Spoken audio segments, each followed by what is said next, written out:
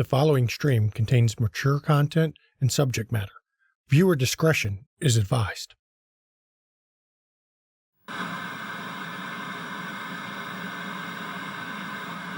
Why am I even here? Most people probably thought Eminem would come up with this. Actually, maybe I am made of chocolate. This is Max Shankroom. The trailer you're about to witness will take you back to a time when I was on TV, which means buckle up, people. Where we're going, there are no breaks.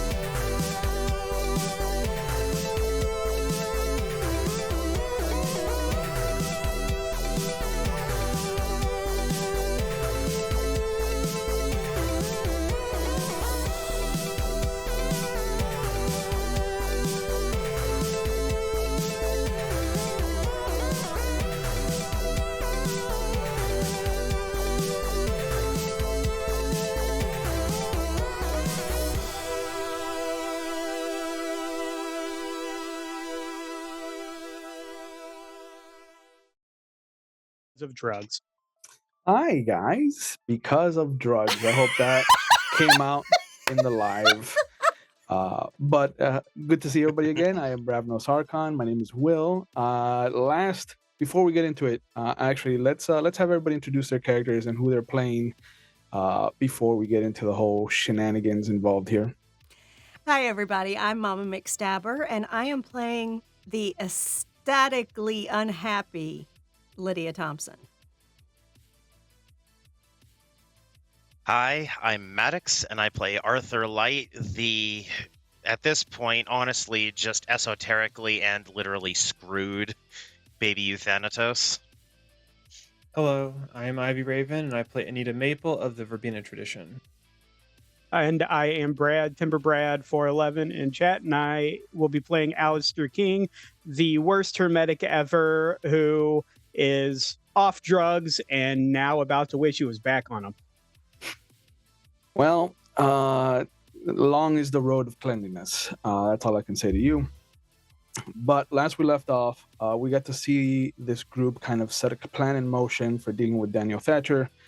They came across a Sabbat pack meeting and then quickly disintegrated said Sabbat pack in a matter of one round because mages. But we left off with the group seeing their avatars being removed from their liveliness, from themselves. And we're going to pick right up where we left off. So you're standing outside the church. The world seems a bit colder. The sword and the camera that Anita has and the sword that Arthur has, they feel much colder to the touch. There is an aura of just pure magic that now that you don't have an avatar, there's no middleman to kind of protect you from the power that these wonders actually possess. But the world is open to you. The evening, it's around 1 o'clock in the morning, almost 2. What do you guys want to do?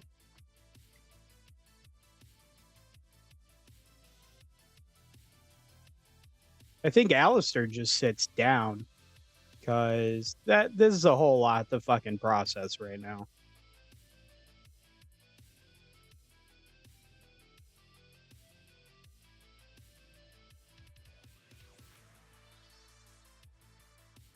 Anybody else have any qualms?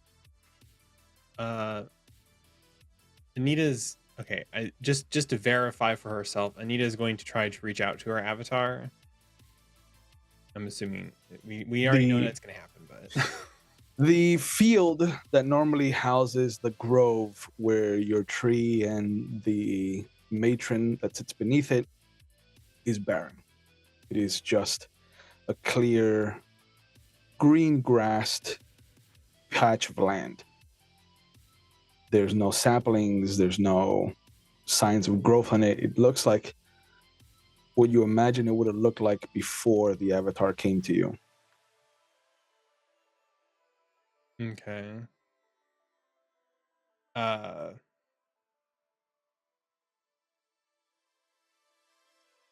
Nia's gonna sit down next to Alistair and just kind of try and put her arm kind of like around, not over his shoulder, but kind of like around his waist, kind of keep herself close to him, just like it's gonna be okay, because I don't know, we're still here. That sounds hollow. The fuck do we do now?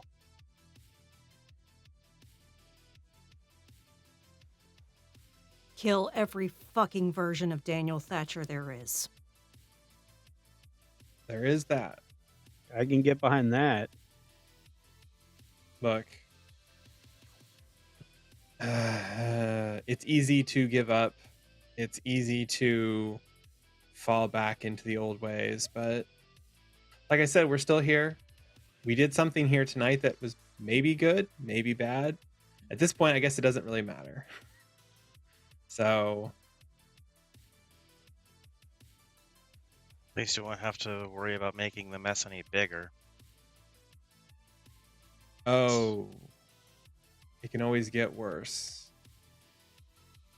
That's the sunshine. Well, no. I mean, instead of thinking that we can't make anything problem bigger, we should just think about not trying to add to the problem, I guess is what I'm saying. So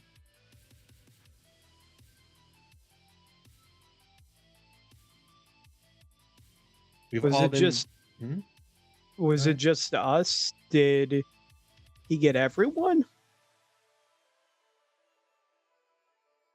We would have to ask everyone else.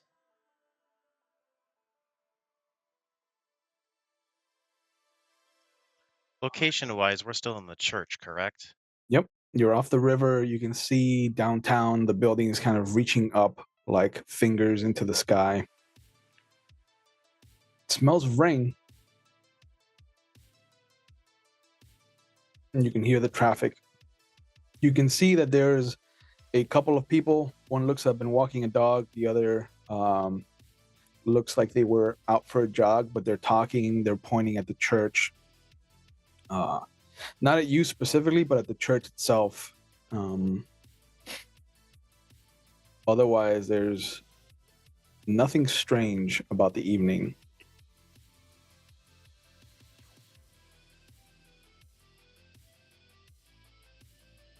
I vote we don't stay here.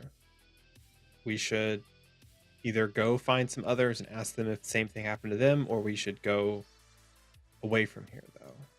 I think I'd like to go to that payphone where you got sucked in, Arthur, to see if I can't roll back time to see where he came from.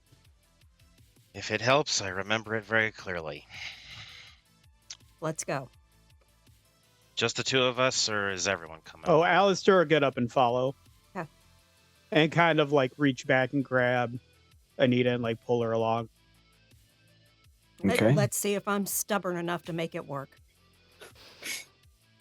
And you drive into the actual downtown area. There's it's a little bit of traffic as the Bayside area is kind of starting to get into a big thing, especially because of the filming that's going on. Scarface is being filmed in Miami right now.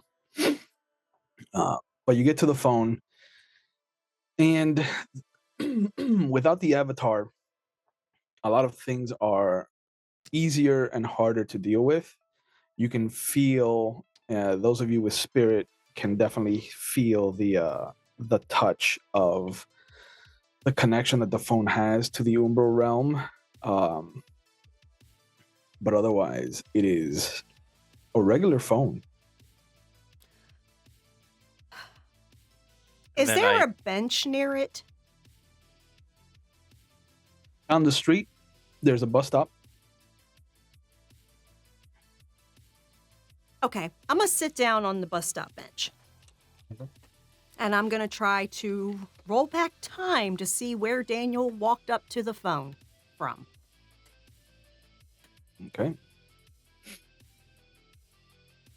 So without the avatar, you no longer have access to your arete. So you're going to have to will magic into existence with your willpower. Everything counts as not having had a focus in it. Everything counts as being snapcasted. And because there are sleepers, it's going to raise the difficulty by 3. Luckily, it is a level 1 power. You're just using time 1 to kind of look. So that means it's going to be difficulty 7. Does quintessence still factor into this in any way? No, it does not. You have no middleman to funnel it through. Okay, good to know. That sucks. Can we still get it if we're at a node or not? You can still get it. You might get more of it than you want. I got 6 successes. I got a 7, 3 9s, and 2 10s. Okay. You start to pull back, kind of looking in the general vicinity of the bench. And at one point, you do see that off of the bus, coming down into your field of vision, is Daniel. But Which he bus was looks- it? Because I know they have a marquee or something on the front that usually tells what route they are, that kind of thing. it's rough to look at it. All you can get is the last letter because of the little funnel of your periphery Okay. of vision. Without correspondence, you can't stretch out. Okay. But you do get an 8 on the last digit. And as he steps out, you see him kind of look around. He takes notice of direction, and looking in that direction, you can see the construction site. And then you see a second version of him kind of come out as well. This one is a little more sure of itself. You can see that they're talking to each other, and they point at the payphone, and the one that is a little bit more straight standing nods, and you hear him say, "You know what you have to do," and then he gets back on the bus. Bus drives off, leaving your circle of influence, and as Daniel walks out of your circle of influence, you lose sight of him. But he does walk towards the phone. Okay.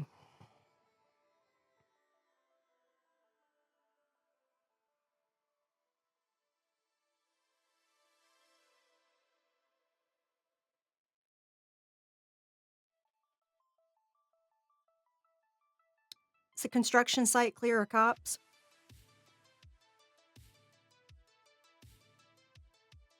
Yes, there's police tape here and there, but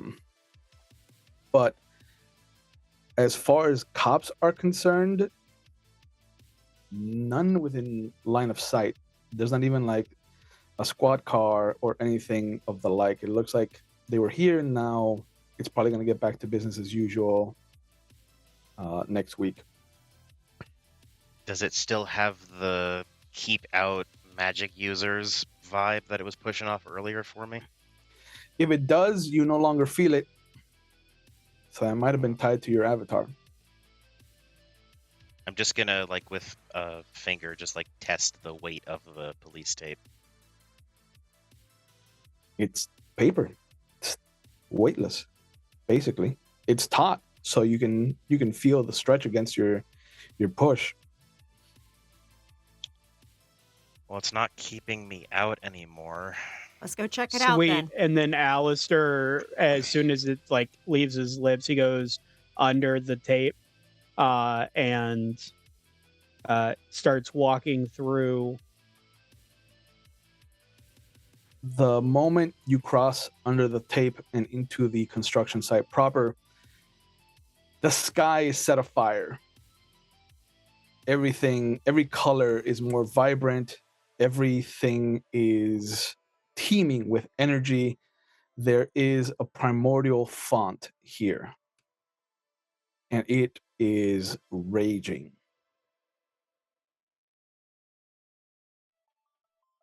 Know that feeling. There's moments where you can feel the small hand in your hand. You can hear a female giggle in the distance, but as soon as it comes in, it vanishes as easily. Like it is as soon as Alistair gets those like hints, like it instinctually, I think his hand like clamps closed, his eyes closed, and then almost uses it as like willing himself like to kind of stay here and now so he doesn't do something stupid. And just kind of looks around to see if there's anything. Arthur, where did you, this is where you saw those things, right? It was over here, and I'll walk past and start going. As Back each of down. you crosses the tape, you all feel the same thing. The sky is burning. There is a taste of ionization on your lips, on the back of your throat. You can sense the primordial font that exists here, especially those of you that have Prime with at least one dot. It is almost like that tickle in your stomach. You have that moment comes and goes. It kind of ebbs and flows like a tide. You have that sensation of having just a little bit too much saliva in your mouth. You kind of feel like you at any moment could retch. You just have these instincts of not nausea, but definitely as close to seasickness as possible. Like there are moments where you have to hold on to the wall to balance yourselves. For Anita, there is this sensation. The wind kind of swirls around you. It's almost like you have to hold your hat down with one of your hands. But it's almost like everyone's prime sphere is reacting to you. So for Anita, it's forces. For Alistair, it's spirit. You can see an older gentleman that kind of has familiar resemblances, kind of pulling himself out of thin air for the most part. He looks black and white, translucent. You would imagine is either your father's or your mother's father. For Lydia, it is, I'm assuming, mind.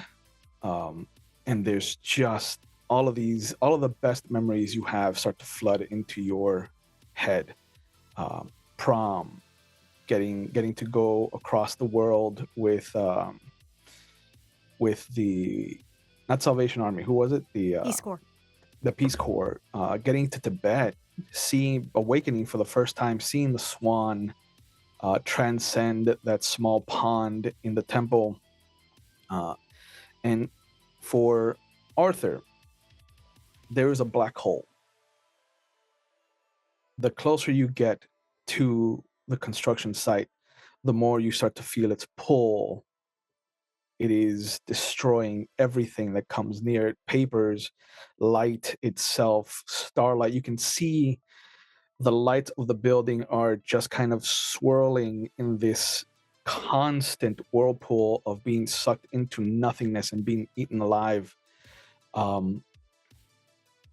Everything in this area is pure magic with a capital M and a capital K.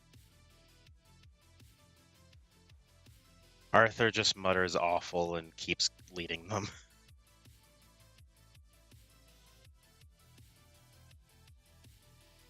But you come into the construction site and there are images, flashes like holograms. There's 8 of them, and all of them look like Daniel Thatcher. And all of them are standing on different sigils that some of you instinctively recognize. Like the one for mind immediately stands out to Lydia. The one for forces immediately stands out for Anita. The one for spirit stands out to Alistair. And the one for entropy stands out to Arthur. But the one that's missing is Prime. They look like they're there, but they also look like they're not there.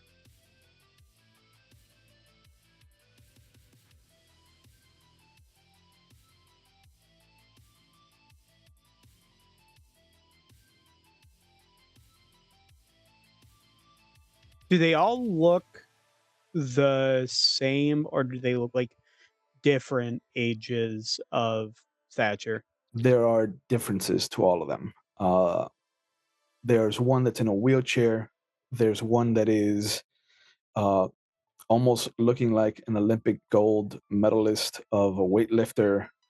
There's one that looks like they are scrawny and haven't eaten well.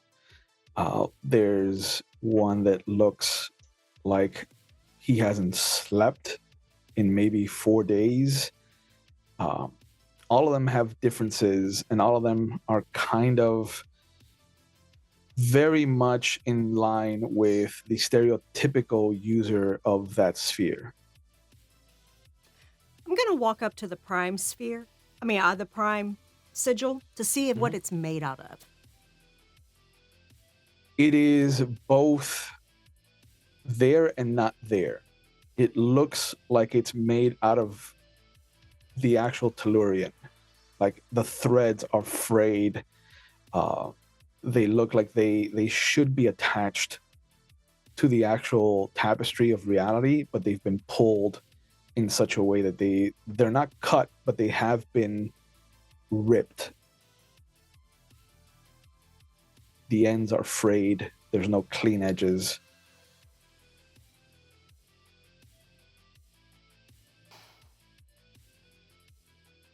Okay, out of character question. Is there anything I can do to destroy this?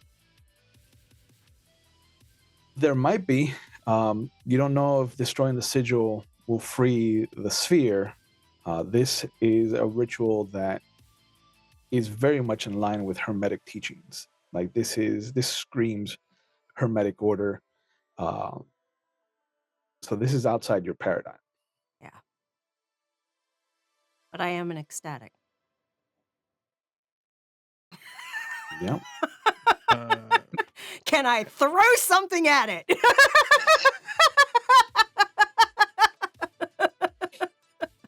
Plenty of things to throw. They look like they're in a circle almost. It's a 9-point circle, obviously. But they're too far away to be holding hands. It doesn't look like they're holding hands. They're just doing... They don't seem aware of us. At all. The only one that seems to have noticed you is the one in the wheelchair. Did Arthur tell us about the old man that saw him before he got the old man version? Did he tell us about that? Uh-huh. Hey, he told you about what happened. Arthur, do you see the old man among these? I'll look around at the different Daniels. The Any of them seem... Well, I mean, I can't say do they seem similar, because they are similar. They are. It's the same fucking person, but... Like, do I see any similarity from my experience before meeting that fuckwad?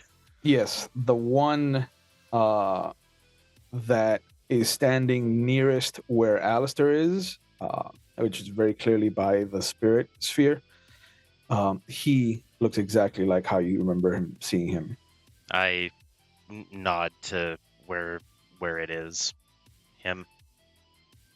So Alistair will do something similar to Lydia, and move over to the spirit one, and try to see if anything stands out to him about that sphere that marks that sigil specifically.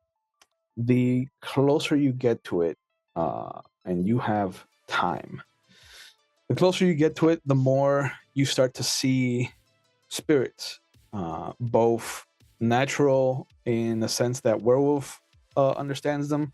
A Guru player would see them, so you can see the spiders in the construction site. You can see the webbing kind of stretching out from the construction site into the rest of the city. But you also start to see more of the actual restless. You start to see that grandfather figure kind of walking with you. You start to see your actual parents. You start to see your brothers, but they're older. They're much older than you remember. You see Sarah very, very much shifting currently. Like there's moments where she'll walk up to you and she is maybe in her mid-20s, and there's a moment where she actually reaches out and touches your hand that she looks like she's an elderly woman, but she's in flux. Your brothers are not. Your parents are not. She's in flux. Everybody else that you see that's related to you appears at the moment of their death static. And it's only your family.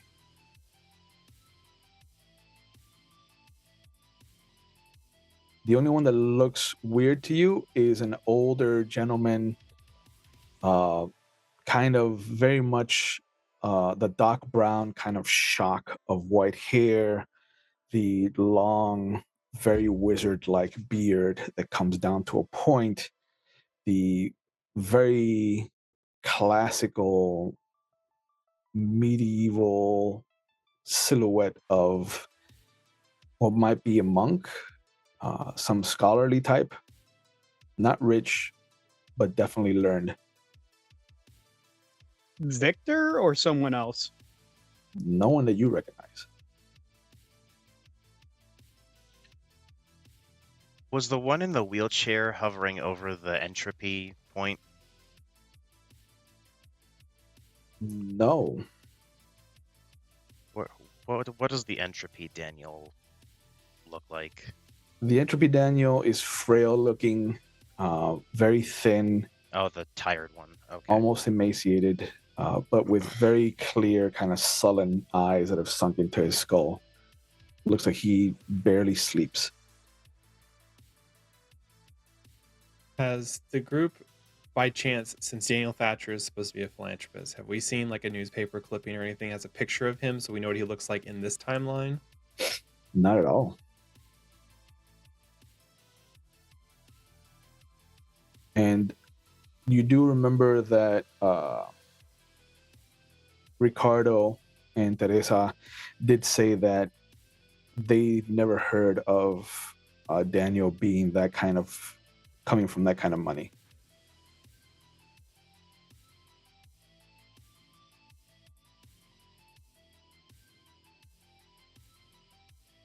Was the one in the wheelchair the mind one? No. Which one is he on? It is a sphere symbol that none of you recognize. It doesn't reach out to any of you. What does it look like? It is odd. Let me bring up the book to better explain it. It looks like crossed paths, almost like if this were a werewolf glyph, it would be the easiest to denote. It looks clean. It is like an A with 4 lines running across it, but it's not claw marks. It is clean 4 different paths, and they're all going towards a vanishing point.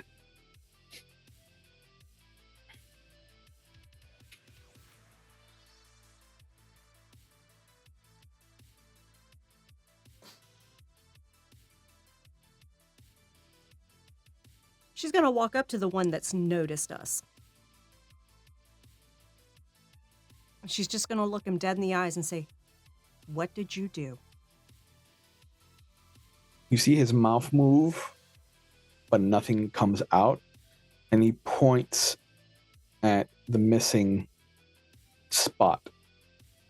And then he points at the 2 that are closest to each other, which is the one that Arthur pointed out, being the one on top of Spirit, and then the one next to him, who is on top of a sigil that looks almost like a P with a toppled H.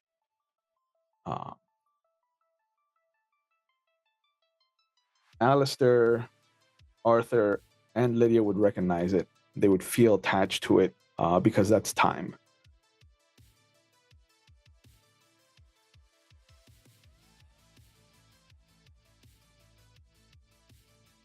How do I reverse it? Again, he says something you can't hear, and then he points at the missing person. And then he points down. Is there anywhere to go down from here? There's where the bodies were. That's underground. Let's go. And I start leading them that way. I haven't let go of the sword, by the way. It's still like It very is much in my hand. And it is thrumming with energy. Alistair follows, but I feel like his attention keeps getting drawn to the fluxing versions of his sister, and then also the strange old man. The old man seems to have noticed you and has come over with a small pad and a quill.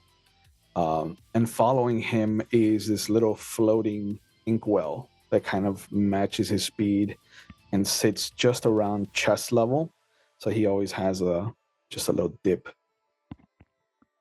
When I notice that he's got like the pad or whatever, like I kind of stop instinctively to see if he's trying to write something to me. Not to you, but he's taking notes, it looks like. Okay. Then I'll follow everyone else. Yep. Arthur leads you to where the bodies were.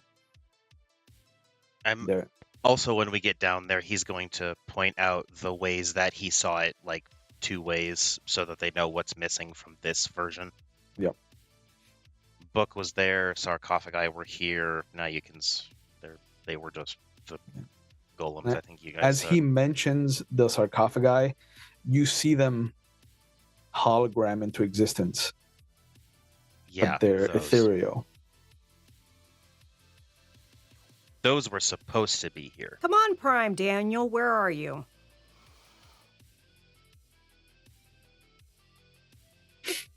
But you can see the cavities where the bodies were buried. Nothing else is down here.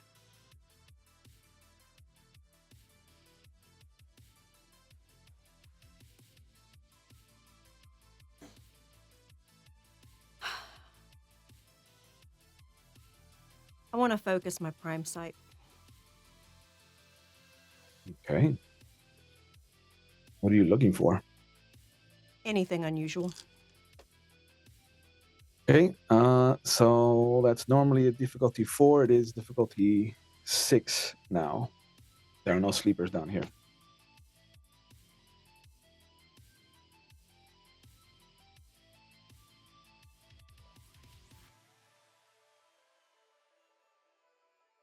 Got 6 successes again.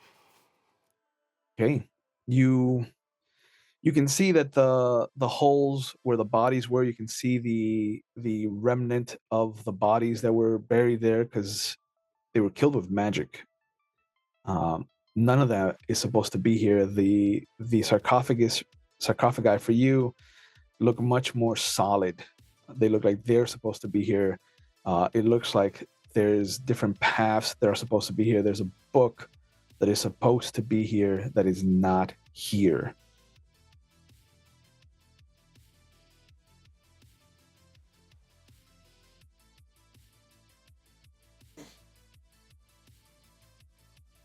There are 2 silhouettes of 2 different entities that are supposed to be here. One flares with forces, and one flares with entropy. And the energy seems to swirl towards Anita, and it seems to swirl towards Arthur to kind of make up and create the essences that are supposed to be here.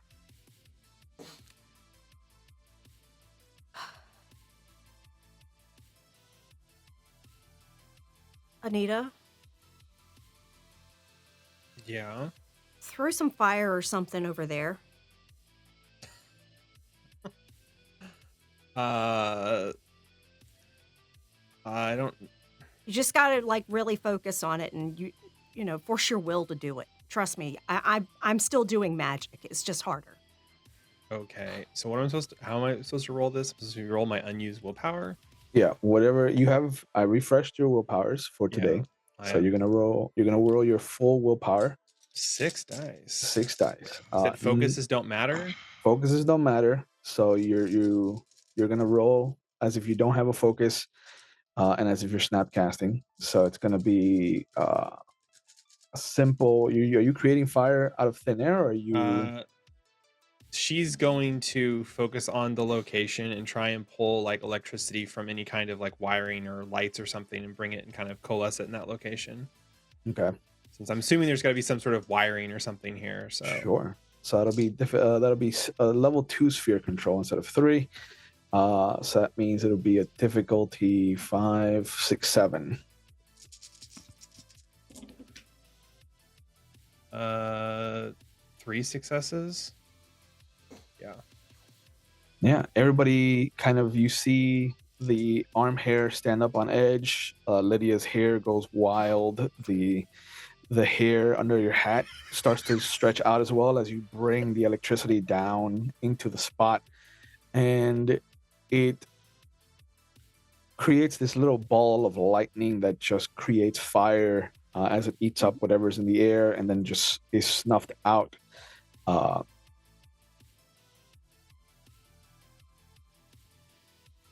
I did what you wanted. Did that do anything? Did it do anything? Did not do anything. Nope. Okay. Well, that isn't going to work. There's these silhouettes I'm seeing where things should be here. One is pulling towards you, Anita, and I could feel it was forces. Arthur, one is pulling towards you, and it's entropy.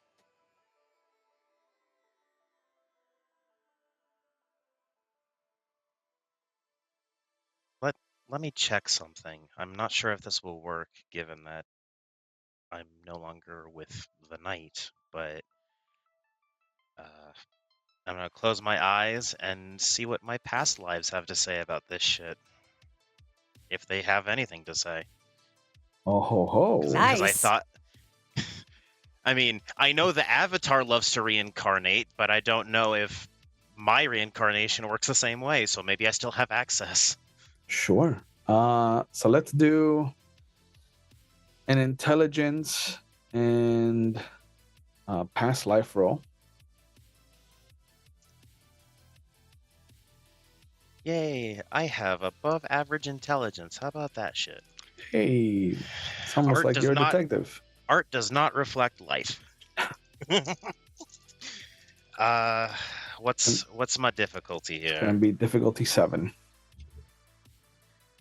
Well, it is a damn good thing I rolled what I did. 4 successes on 5 dice. Okay. There is a moment where you close your eyes and you slip back and you start to see different versions of yourself. And you notice that there's always combat. There's always a war to fight. You can see yourself in a fighter plane in what must be World War One. You can see yourself before that. There is a similar knight in shining armor that you are squaring off against in a joust. You go further back, there is just this round table sitting in a clearing where you can see that there is a plan for some kind of castle on a hill, and there is a war just off on the horizon being fought for the land. And as all of that swirls into existence, you see this room different. You feel like you shouldn't be here. The universal you, like all of us, or me specifically? You specifically. Even the sword doesn't want to be here. And as you look around, it suddenly blazes into fire like plasma. The you that you remember, that you can see through the blue kind of glow in the reflection of the sword, is this very kind of nerdy looking young man, hair's tousled. There's the glasses with the kind of tape around the rim. And next to you is what looks to be this slimy kind of wheel and deal used car salesman. It's got the kind of dress shirt with the open, the first like 6 buttons open. There's an undershirt underneath, some leather jacket, a bit of a 5 o'clock shadow coming in, no hair, very stark European features. And you see them standing in front of the sarcophagi with the same 3 bodies kind of coming up out of them, but all of them look like a gentleman that you don't recognize.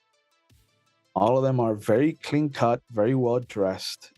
They have the dress shirt, the vests, very prim and proper.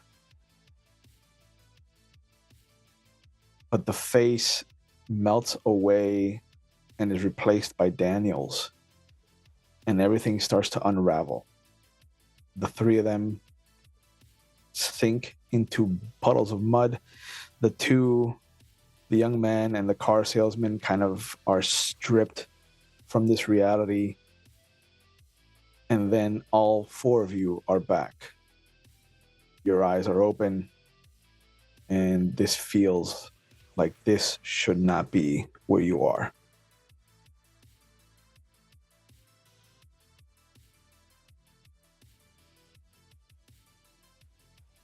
We should get out of this construction site before I share anything of what I just learned.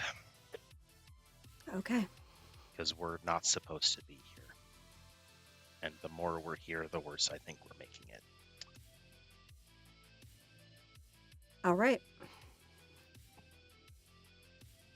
We'll leave the site. Are all the Daniels that were there still there? The Daniels are still there. The one in the wheelchair still is the only one that has paid attention to you, and his face is one of concern. And you can see that as he is kind of trying to convey something wordlessly as you're leaving, all the other Daniels turn to him, and he kind of looks startled for a moment, and then they all vanish. Seems there's dissension in the ranks. Let's get out of here.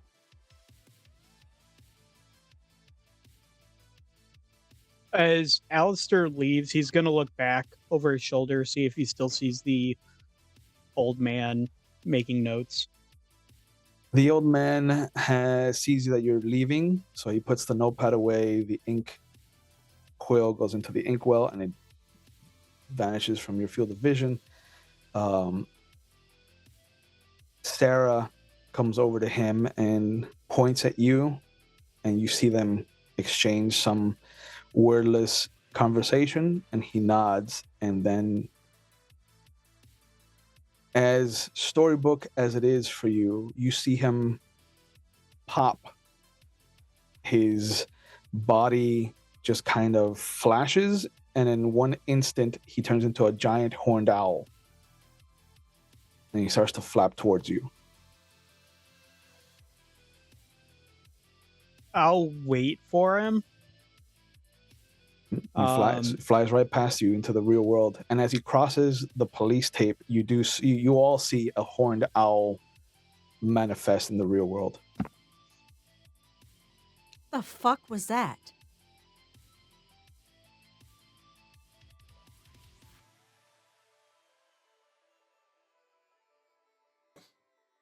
When I'm hoping it's a gift from my sister. I'll try to explain. Let's go. Let's just when go. we get somewhere. And we'll head back to my place. All right. You drive back. You see that Ricardo is there standing by the car outside as you get there. Bashir is sitting in his passenger seat, and he is fuming.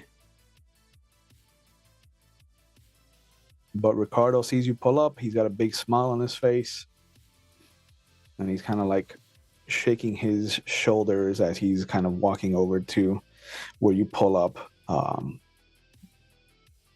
What's up? You remember how you said that Daniel Thatcher is a problem, right? Yeah. Okay. Yeah.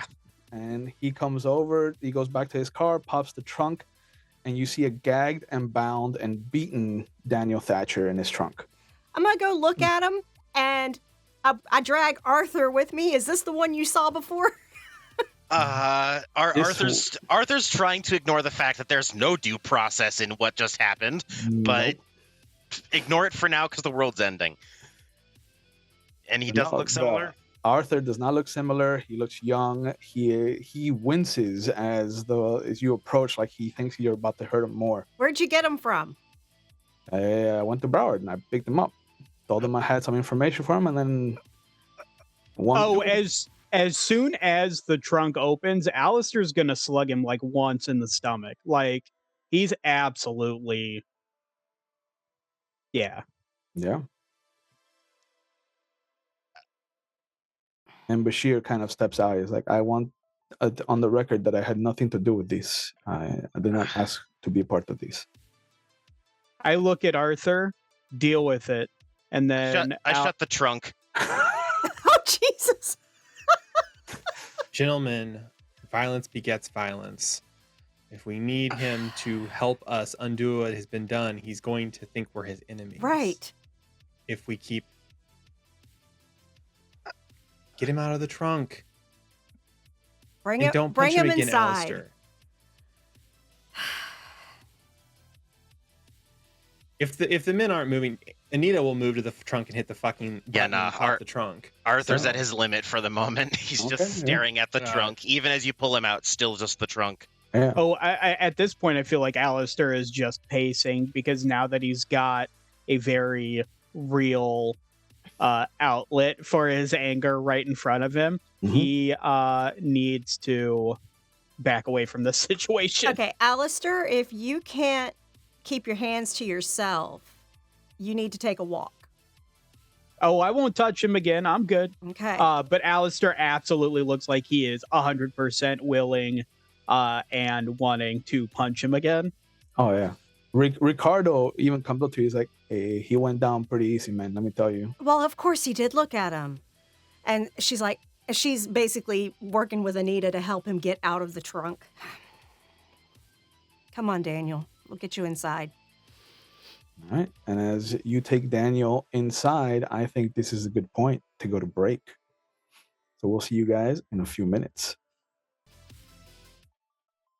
Ooh, welcome back, everybody. We left off in a very tense situation because one of our characters is a police officer and he has been involved in more crimes than Crime Stoppage since the season began. So, We be criming. we be crime. I need a shirt that says "We be criming." Yeah, that would be a good Mage merch. Yeah. Uh, But we open up with Anita and Alistair downstairs. Bashir still kind of sitting on the trunk of the car. Upstairs in the actual apartment, we see Lydia and Arthur and Ricardo kind of sitting around with this timeline's Daniel Thatcher. And on the window, after hooting to get attention, you see the horned owl, which up close looks massive. I don't know if you know the stats on a horned owl, but they're fucking big birds. Yeah, they are. So who would like to go first? Lydia opens the door to let the owl in. Because it's obviously going to follow us and take notes. It's currently looking down at Anita and Alistair. So, but it kind of looks, sees you open the door, and it gives you a curt nod. Would you like to come in? It shakes. And then she leaves the door open. Okay. And sits down, actually next to Daniel, Yeah. and says, "I'm sorry that this happened to you." He does kind of lean away as you sit down next to him. "I will not hurt you. Will you allow me to heal you?" He looks at Ricardo for a moment, looks at Arthur, and then kind of looks at you and sure. She focuses and places hands on him. Okay. Life 3 with no sleepers would normally be difficulty 6. It's going to jump up to 8 without your avatar. Does it matter that we're in her node? It does, which is why it's only 8 instead of 9. oh God. We need our avatars back, like fucking stat. Jesus. You got more 7 dice to roll. successes. Jesus Christ. I have 10 willpower. Yeah. For some of you, not having an avatar helps.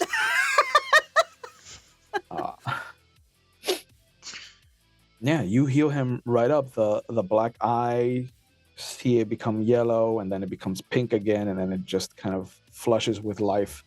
The pain that he felt in his stomach from Alistair's punch, anywhere that he was kind of rubbing or holding, just kind of comes back as it was, and you see him kind of moving his arms and pushing on his stomach, and thank you. Good as new. Yeah. I didn't think that was possible, seeing as how I lost my connection. Have you lost yours as well, Ricardo? He goes, yeah, that's why I figured you said this guy was the bad guy, so Well, I. There's about 10 different versions of him. Oh, how? Ricardo, please, in the future, do not rely on what seems to be very little impulse control from you. Please. That's asking too much of an ecstatic, Arthur. All right. Fucking, Yeah. I tried. I Hey. fucking... Listen, I asked You guys are him, making me curse. That's how bad this is. I asked him to reverse whatever he did. He said he didn't do it, so I had to play a little good cop, bad cop. He didn't. Let me guess, Daniel. Your focus is Prime? Yes, it was. Yeah. Yeah. There's sigils for every sphere in the base, in the construction site that they're doing downtown. And there are versions of you, and she points at Daniel. Exactly 8. 8 literally standing on the sphere sigils, except for Prime. Oh, I knew there was one other because I was visited some years ago. I didn't know there was that many. Why would I need that many versions of myself or something? Because probably the one that visited you thinks he's smarter than everyone. And he thinks it very loudly. Mm-hmm. And he believes that he can awaken everyone. I mean, that would be a good thing, no? No. Because I've Has to seen what will happen if that does happen. The awakening is what we're all striving for, though. That's what the Ascension War is all about. Yes, but to force it is reckless and will not lead to anything that is beneficial to us. It in leads this to an time. avatar storm, the likes of which no one has ever seen. Ah. It will destroy everything you've done. I could try talking to myself when I'm visited again. Try to change course then. I don't know how reasonable you'll be at the moment. God, this is confusing. Daniel, very few people in the world have an ego quite as large as you do. I mean, I'm good at what I do, but I don't know what version of me you've dealt with because I don't. A few. I don't One was see even a myself. vampire. That's new information. And I blew his ass up. Okay, so at some point I die? At your hand? In another timeline. I need paper and pen. She gets him some. And he starts to write out all the time stuff that you're willing to tell him. Yeah. Yeah. So basically, in 1988, where I came from, 7 years. you decided to utilize, I don't know who you actually got to do it, but basically took some time from someone else to create a spell for you to go back in time to stop Malcolm Gaines. And who is that? Doesn't exist now. Ah, Been wiped from. convenient. Yeah. Real convenient. And he writes down Malcolm Gaines. Malcolm Gaines was a vampire. Was. Former hermetic. Oh. Was he one of these tremor that I had heard about? I don't know what they call themselves. Okay. But likely. If that, you probably know more about that than I do.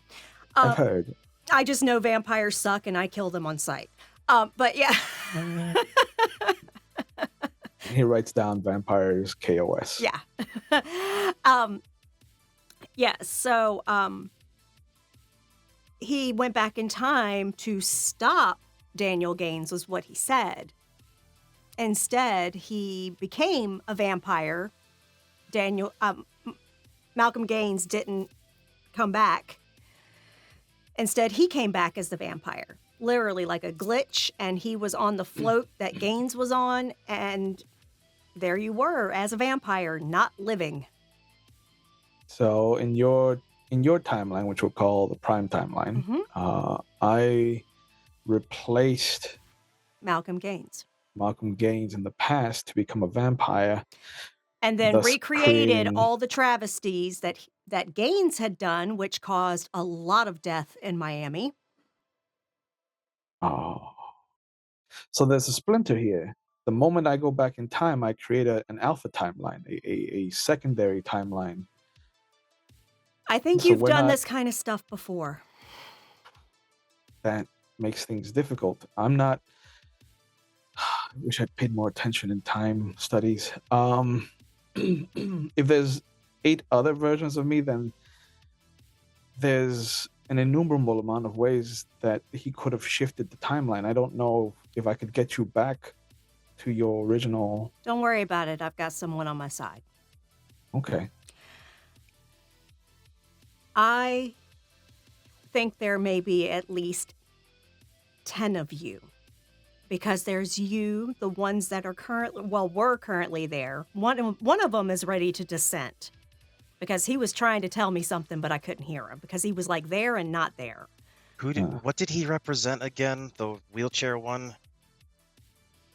Oh, storyteller, refresh my memory. Because Lydia would remember. The A with the 4 dashes.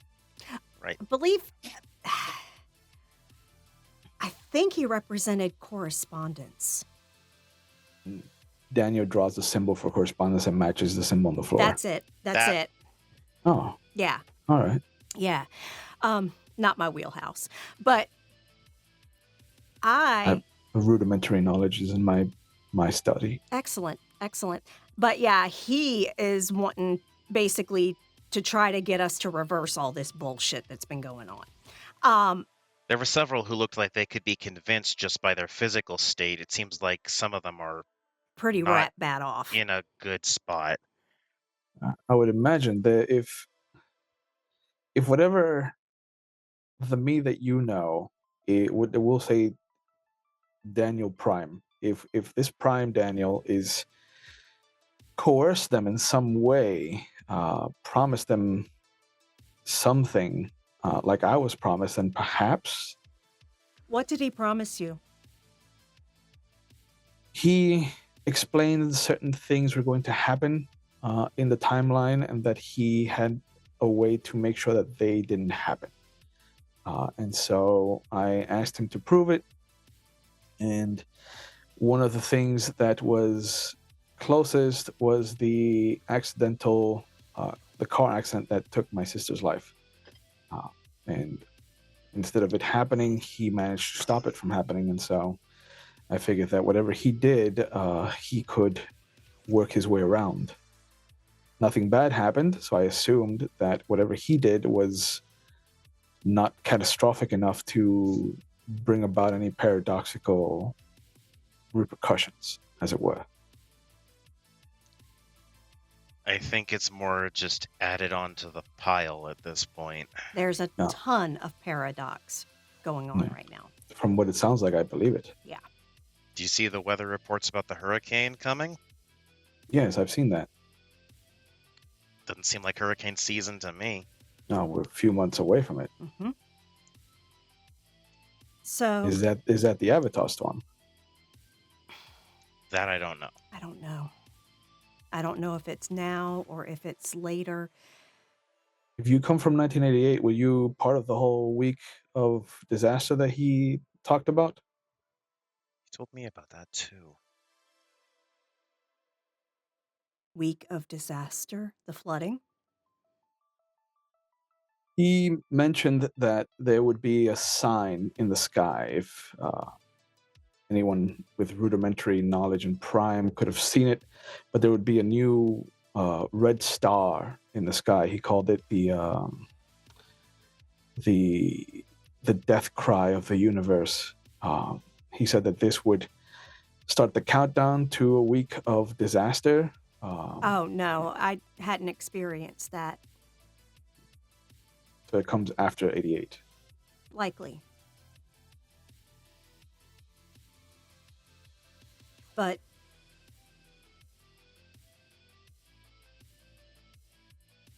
I still don't think that awakening everyone would actually stop that. If it's meant to happen, it'll happen in due time. And certainly awakening everyone by force,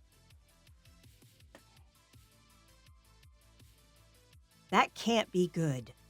Too much, too quickly. How many sleepers do you see that you would definitely not want to have the power we have? Several. Exactly.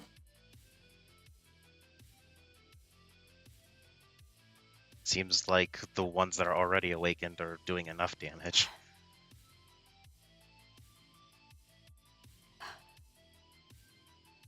I didn't understand why he would tell me to focus on Prime over the other spheres that I had kind of laid out before me. Now I see. He was using you. All of you that stand on those sigils are ultimately expendable to him. Manipulates everyone, even himself. Yep. It's almost heartbreaking. He said that he could stop it. That one thinks he's a god.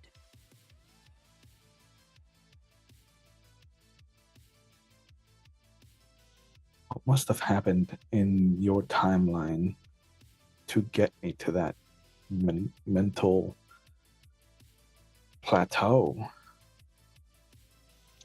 I don't see any growth there whatsoever. I have no idea.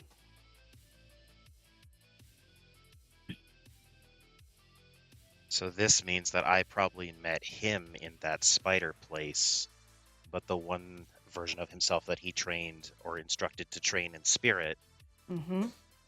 just was the cab driver, I guess. If nothing else, he seemed incredibly self-assured. The spirit version of myself? No. Oh. The spirit version, The one who's barely commanding the interacted ship. with me. The spirit version used a payphone, and then I got sucked into it when I tried to use it. I didn't know it was him at the time. I'd never seen him before. Oh. That's an interesting trick. Yeah, like, for example, Arthur here is not even supposed to be here. Apparently, from what I've gathered, I'm an alternate version of no one.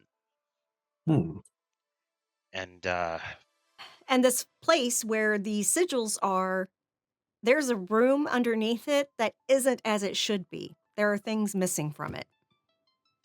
more things than were there, including a couple people.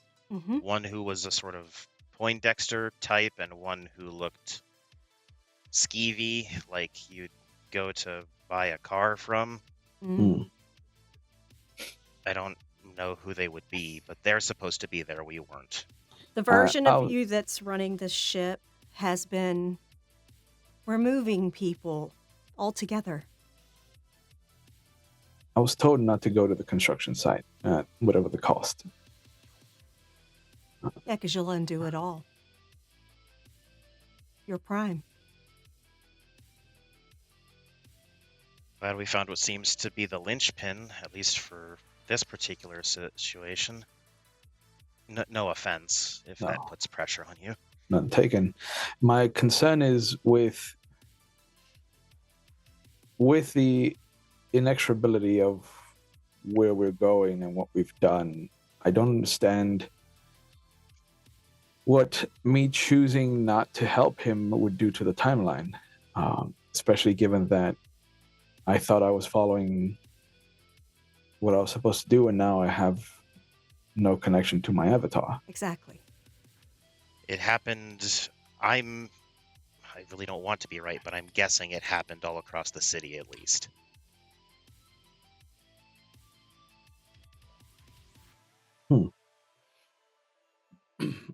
what does that? Have you tried to pull on the Tellurian? I can still utilize my talents, Ah, but I am very stubborn. Your lack of injuries kind of speaks to that. Yeah, as you saw. yeah. But yes, I've lost my best friend. I would be worried trying to pull on the Tellurian without the gloves of the Avatar. Um,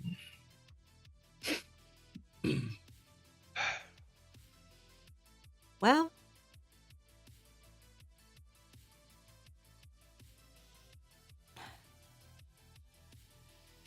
feel like going against what that one told you to do? If it Wow. helps, you're far more easy to talk to. I am British after all. God save the Queen. I guess. And he gives a salute. I guess we're going to a construction site.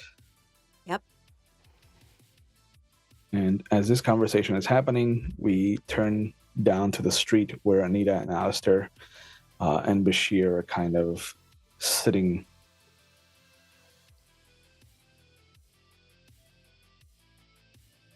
Bashir, I understand this is not. This was not handled very well. No. But I have met Ricardo before. He is Impulsive. that is a good word. I understand where Ricardo was coming from in his choice of actions. Does not mean that his actions were the wisest, but hopefully the conversation that they're having will lead to somewhere that will actually help us all, since we're all kind of in the same boat at the moment. I don't understand how violence can solve anything. That's why I was admonishing Alistair. It made me feel better. Yeah, I was talking about Ricardo, but yeah, no, it makes sense. No, I yeah. It's the short-term feeling good for long-term loss is how I view violence, I suppose. Well, okay. I say that, but I did torch a bunch of vampires tonight. So I guess I should not be the one chastising others for their choice of violence. A bunch. Yes. That's Over at that church. Oh. With the matron. She wasn't there.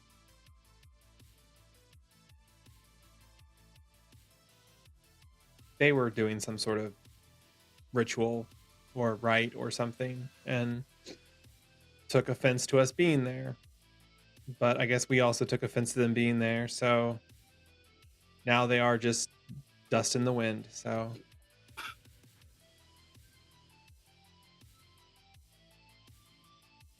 What happens when you deal with us? Are you okay though? oh yeah, I think we're all okay outside of the current situation. So they were not a major threat. I had actually been training for something similar in the time I came from, because I swore I would never be caught unawares against the vampire threat. So He leans in at that and he goes, yes, you... This whole time travel thing is very difficult to understand. it's difficult to live it. Fucking right it is. I can't imagine what you must be going through. Well, I don't know. At least for me, it's a lot of playing catch up. So But you kept saying that Daniel was responsible, but you saw him. He's barely competent. He is very focused on one sphere and then has rudimentary knowledge on all of them. Like, he is someone that we go to because he has studied what the spheres can do, but Well, think about it. If you what we came from a construction site downtown before when we pulled up. We had just come from there. There were 8 other versions of Daniel there. 8. Yes. So they were all standing on like runes, sigils to represent the different spheres that we can tap into. Oh, So I would assume if you're talking about this Daniel being very focused in one, they're probably all focused in just one. Because what would you say, Alistair? That was probably a place of extreme immense power, and they had to probably only be tapping in just the one. I don't know. It's out of my pay Yeah. grade. This one might be incompetent, but there are a lot of him. And there is at least one of them that is cunning. So there has to be at least one of them that is competent, that is basically stringing the others along. So I'm sure everyone else is asking him those kinds of questions, but or hopefully they are, but I mean, what kind of question do you ask someone when there are 8 other versions of him out there? I don't. Are you a prick too? And what has he done to you? Because he doesn't seem like the kind to be vicious. I mean, you are from a different time, so maybe things have made him harder. he stole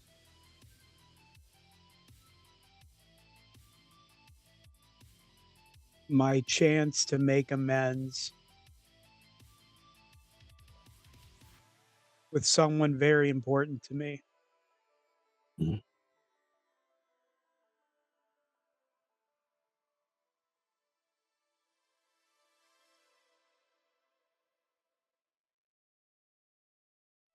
But that wasn't this Daniel.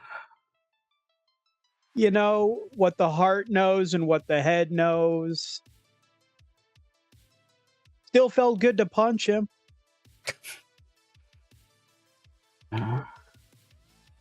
Which, okay, maybe a bad idea, but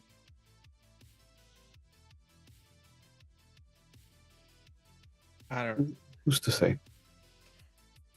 Lydia and crew walk out about that time and say, "That's right, Alistair, you're all heart."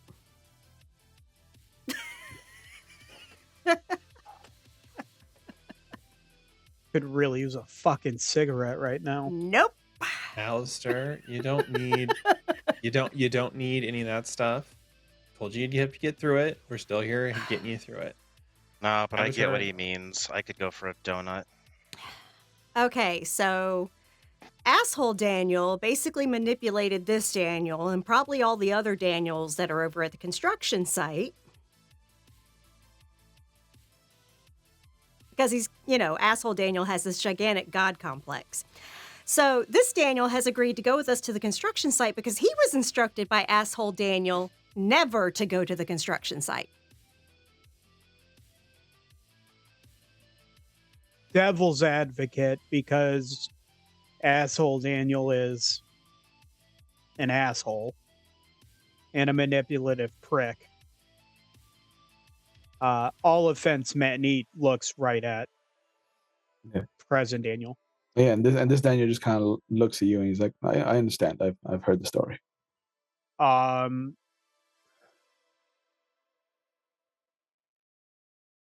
Do we know that this isn't a trick to get him there?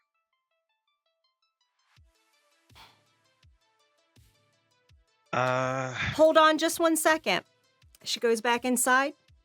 takes her wonder key, opens a door. Okay, Can I So- follow her? sure. All of you, all the way through the door. sure. Also. All of you feel the moment that the key is turned and the doorway opens that there is just this wave of energy that shoots out from the apartment. It's Oh, no. almost- Go I ahead. imagine Alistair at this point is like, nope, nope, nope, nope. Like, he's. You know, statics and impulse control, it's a thing. Yeah. And you see that Daniel follows her upstairs. And the moment that the door opens, his eyes widen. He just kind of steps back. There is this pulse of energy that shoots out, almost like the destruction at the Death Star at the end of the first Star Wars, just pulsing with magic shooting out from the doorway. And inside, you see the hallway that you saw when you crossed from Horizon in Horizon and from 1988 to 1981. All the doors, though, have been barred. There are chains that come from the inside of the door out, and the knobs have even been removed, and the doors seem to just be kind of slabs. And at the end of the hallway, you can see that slumped figure in that tattered suit, just kind of fraying at the edges. And the whole space just kind of feels like it's been scrubbed clean. That smell of alcohol, the kind of wiped down, sterile kind of sensation in the back of your throat just is pungent as you step in. She'll go and sit right in front of him. Same. And if Daniel follows, I guess he can sit too if he wants. Oh, Daniel tries, but there's a force that stops him. And like you can see him pushing against a very ethereal, invisible film. Daniel, stop. Just wait.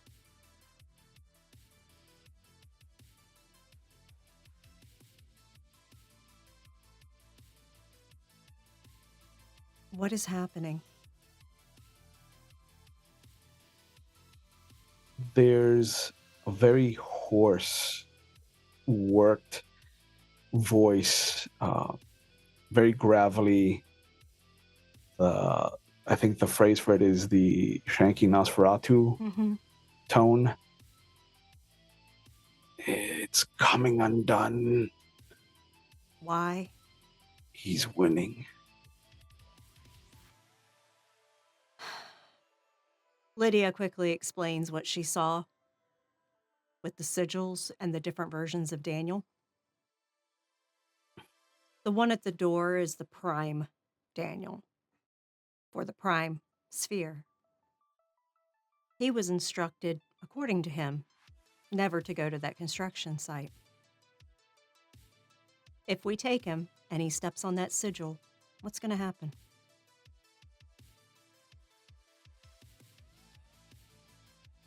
I can't see it.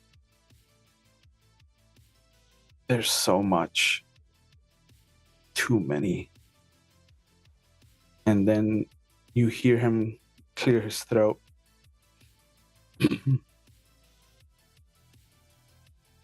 This was never about maintenance or vengeance. And you see him stand up and pull the costume of Wrinkle aside, and you see Daniel. This was about dominance, about becoming the Paradox spirits. You'll bring about an avatar storm that will destroy everything. I've seen it. Going to save our kind. Storyteller? Yeah. Can I make Daniel the unluckiest person in America right now? Yes. Which one? The one standing in front of us The that posed the as one Wrinkle. that poses Wrinkle, fuckstick. Yeah, nah, I don't care that he's a paradox spirit right now. Okay. Fuck, I'll channel it through my sword and point it right fucking at him. I'm Okay. sick of this asshole. Yeah. So yeah, I'm gonna make him as unlucky as humanly possible for me. All right. So you're gonna roll your willpower. Mhm. You're channeling it through your sword, so you're gonna add the wonder rating to this roll. Ooh, that'd be 2. And as you raise your sword up at him, you hear a hoot, and the owl comes through the door, barreling past the Prime Daniel. And as it steps through the doorway, you see it become the old man that Alistair saw.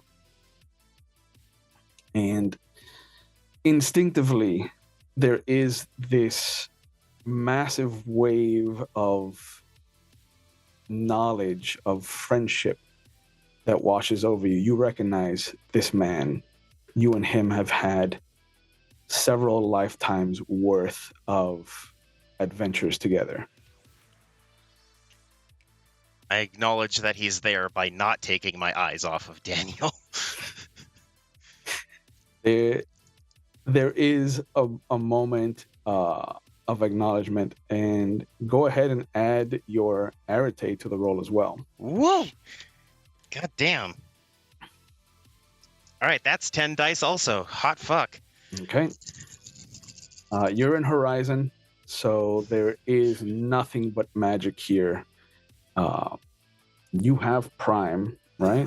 I have one bit of Prime, yeah. That's enough to channel. So it will be difficulty 6. Gotcha. May take me a second because Maddox is bad at math, but It's okay. oh my god, so many 8s. That's what it's like rolling 10 dice. That's what it's like. This is why I always max out willpower in WAD 20. 8 successes, one of which is a 10. Nice. Okay. You Just- see, I'm going to make entropy force him to stop because it Yeah. needs to. yeah, and you see that he looks at you as you raise your sword at him. He cocks his head for a moment, and then Horizon shatters around all of you. The doorways that protected reality from the realms beyond are no longer there.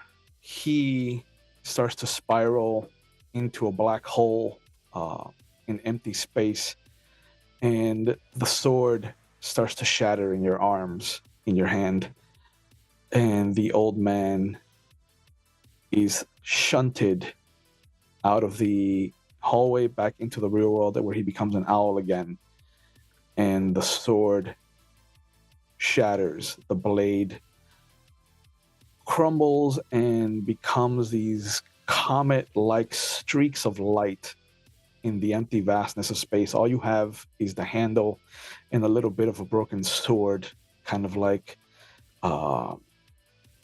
Aragorn's sword that I forget the name of. And you're pulled by Prime Daniel. You can see him just kind of, as Lydia said, being as stubborn as possible and just kind of reaching his hands out and closing them on fists in what must be the primal tethers that you have. And he pulls you back through, and the door closes, the key shatters and falls to the floor.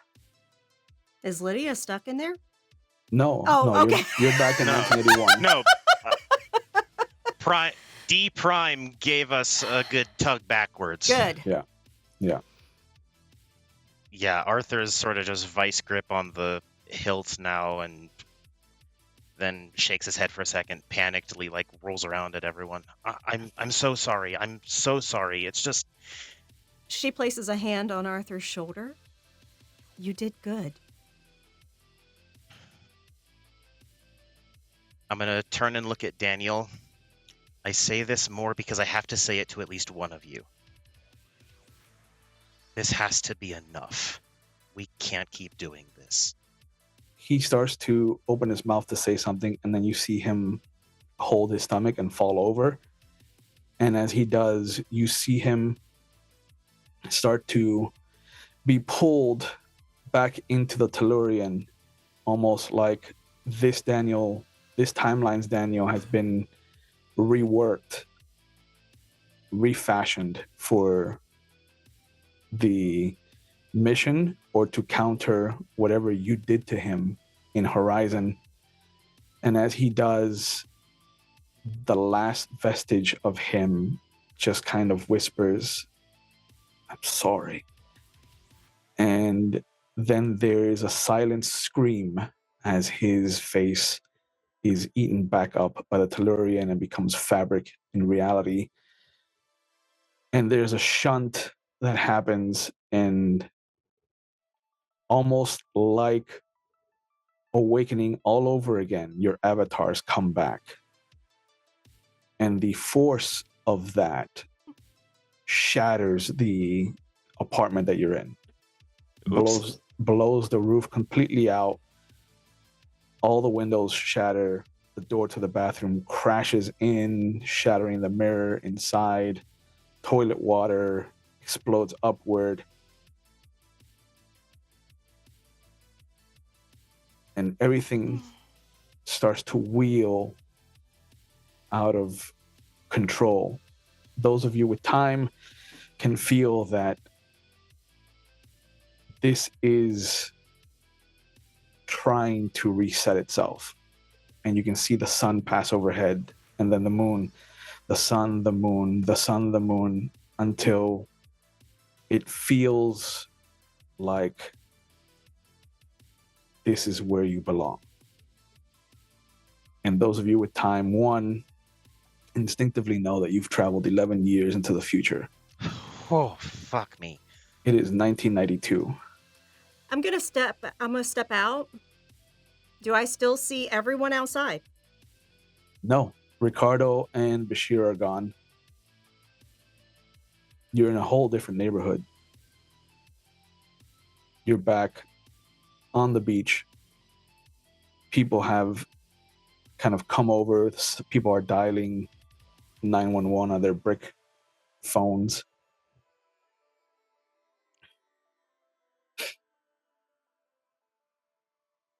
But there's concern about what has happened. Is Anita and Alistair there? Yeah, so is Arthur. Is Really? the owl Wow. there? The owl is there. Owl-lowicious. This isn't where I was supposed to be.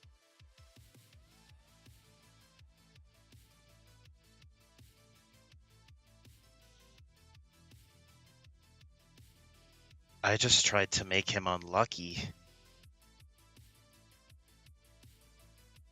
Don't exactly think I know my limits. Anita's kind of not. She's not going to ask anybody else. She's. I'm assuming, is she still close to like Alistair, or like are we basically where we were when everything happened? Yeah, okay. Yeah, all of you were shoved into the apartment. Okay. But all of you are kind of sitting around looking at each other. There's an owl that's also there that looks out of place. But the four of you are together. Where Does- are we? 11 years in the future from where we were last. We are in 1992. Okay, so we went from the 88 past to to 81 the future. to the future. Fuck. We need to find like a newspaper or something. Alistair said there was something that happened. I thought he saw something. When Anita brings that up, do I get any sense that the stuff that I saw from the future when I went through the door Does it feel like something's changed from that? Yeah. There's a lot of dread on the horizon in this world. The spirits, for a fact, are not as prevalent as in the future that you saw. You can feel that there's not as much spiritual energy in the city.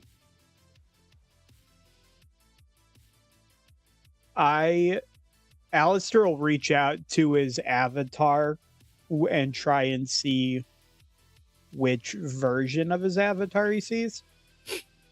The clutter, the kind of devastation of the apartment. You see one of the pieces of lumber slide away, and from the bathroom door, you see Sarah come out. She is whatever age she would be here in 1992. I thought I lost you. I know the feeling. And she comes up and she hugs you, and it feels empty.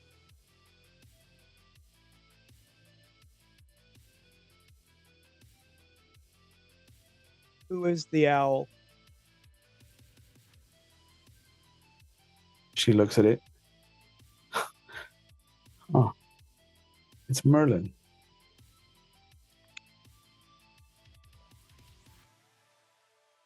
Huh, I didn't think he was real. Like,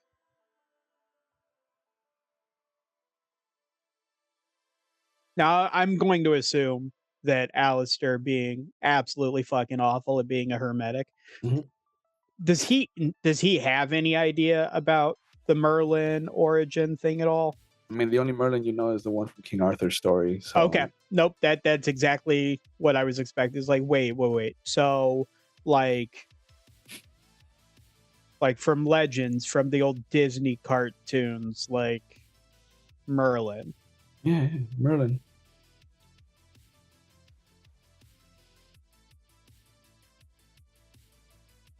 And then instinctually, do I feel like I am high or have the desire to get high? Not at all. The urge is in the back of your mind, but the fact that Sarah's back is so much more rewarding to you, I think, than wanting to chase that high. Yeah, no, the weight off of Alistair's shoulders when she came out of the clutter as opposed to Iggy is like it's indescribable for him.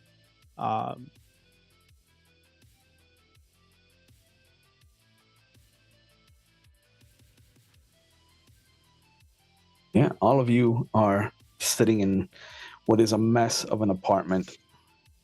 It is the same apartment that you had on the beach. So there's the kind of massage parlors downstairs, the workout rooms. From the My size node. of it looks like you actually expanded to another Building. storefront. So you're too wide now. Hmm.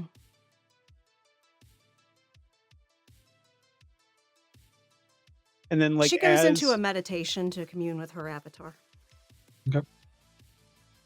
Yeah, as Alistair comes out of his, he's just like, he's probably like beaming, just because kind of knowing that in the future some things have stuck, but also like probably instantly disappears just with that sense of dread, and like obviously something else has still gone wrong.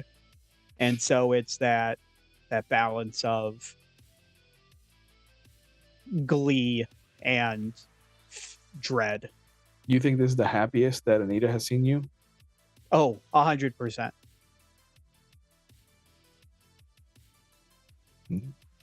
She sees him come out of his communion, which you recognize is just kind of closing your eyes and letting it take you wherever it needs to take you. And he is not even content. He's happy. You still have your camera. You still have the rain stick.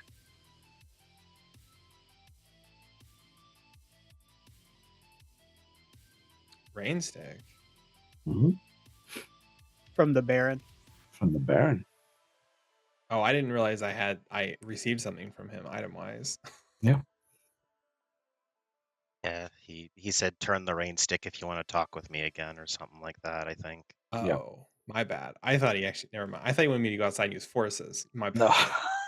Just make it rain. Yeah. Yeah. Yeah. Here, gain some paradox if you want to talk to me. That would be something he would do. Some paradox spirits are assholes like that. Yeah. I gotcha. I was gonna let Lydia do her thing. Okay. We'll come back to you. Lydia comes to the lakeside. And like always, there's just the flock, like a super flock of white swans just spread out over a massive lake. And like a shadow from under the water, you can see the black head come up, the long neck, the massive body. But it honks happily at you.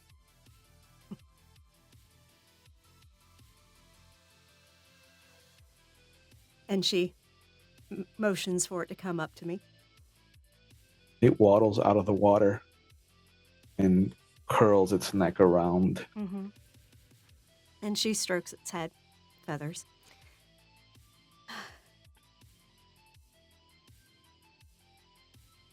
Is the red star soon? It nods.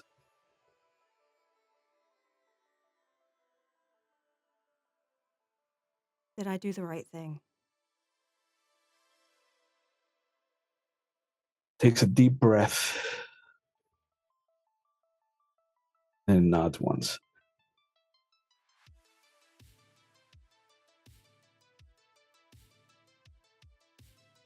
And it just kind of lays its head there, just above your heart.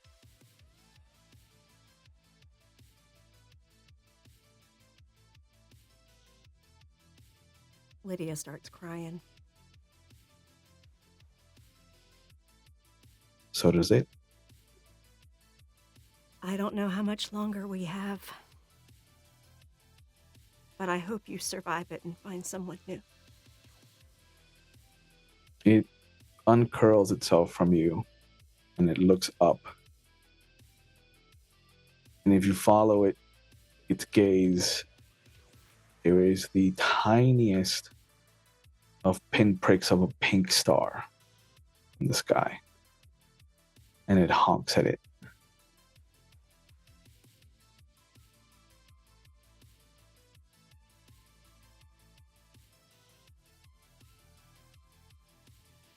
And then it just, again, buries its head under your neck, like right under your chin. Lydia just sits with it for a bit.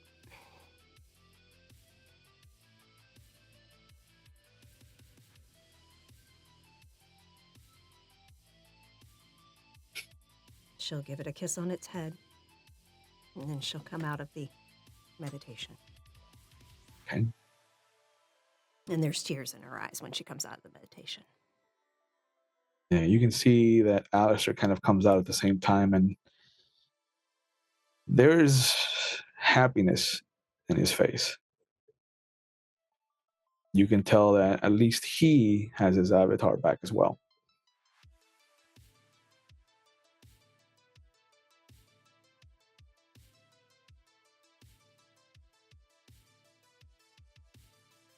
Anita, you see two very different responses to the avatar check-in. Lydia's crying. Alistair's happy.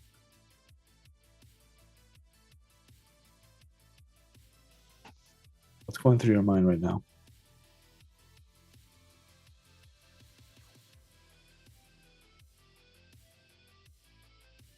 Nita is probably, I don't want to say happy, but she's like, okay, we fixed something, so this is actually a good thing. So, or at least that's kind of what she's, where she would be at, as it were. So to her, this is a good thing. They did something good. They fixed it. Despite how it may have seemed, they fixed it. So even if they are now in the future. And there's even little newspaper clippings on the wall of things that your cabal has done, and one of them dates back to 1981, and it's just a simple headline about bodies being found at the construction site for what will be the financial building, and then a second newspaper clipping underneath that, very small, almost 3 paragraphs, run along the bottom of a page that talks about how for a little bit of time there was a issue with the ABC construction company, but it was resolved. And it just has in writing on a post-it note, Avatar loss ?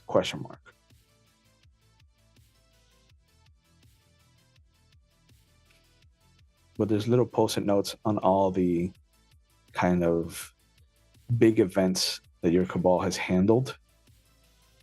And you don't know if it's because you don't have a mastery of time that you've even played around with it, but there's this wash of memories that you don't remember making.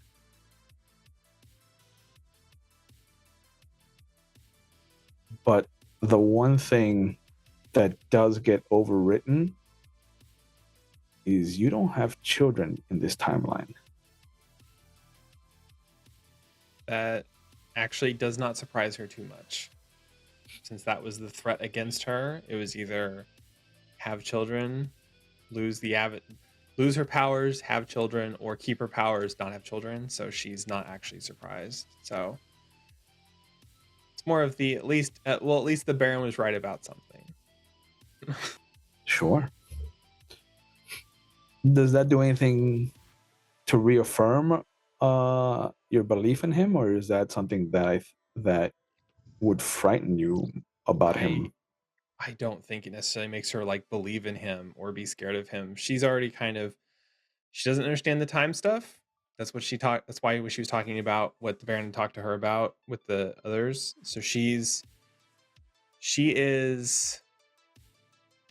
feels like there's probably a timeline where she has the life that she had before, and the Baron wasn't even giving her that life back. And so she feels like that version of her could be still going on. This is the version of her that's going on through here that she's aware of, as it were. So she just has to make the best of it she can. Okay, that's because like I said, the Baron didn't say he'd send her back to the exact same timeline. He was going to modify it no matter what. So she doesn't actually, she didn't think she could ever get back to where she was. Very multiversal thought. That's what happens when you time travel, though. Your horizons expand, I guess. Look, or shatter in this case. Damn. Anita is just doing what she has to do. She made her commitment to stay here and see this through. So, and there was never any going back to where she came from. Okay. At least in the way it was. And so she's going to see this through. Do you think that you would have a new tattoo on the other arm? A 7-rooted tree, perhaps, with names?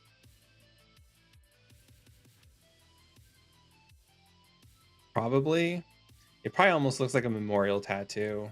but I don't know if any of the memories in there were of her ever going back and like starting things or not. So Searching for that, because I think the tattoo would kind of lead you in that avenue. Do you think, given the changes, that you would renounce your leadership of the coven if none of the other families were ever in threat? what do you mean? Like, what if each of the family members had their own awakened persona? Mm, The burden's no longer on just you anymore. yeah, I think she would probably. That might Instead be of- why you stayed in Miami.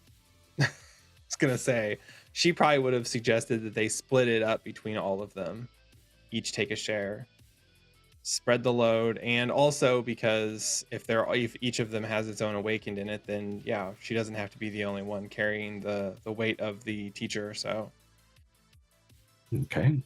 at least that's how I would think she would handle it. What else do you think has shifted with this new timeline for you? What's one new memory that you think you would treasure because of the changes?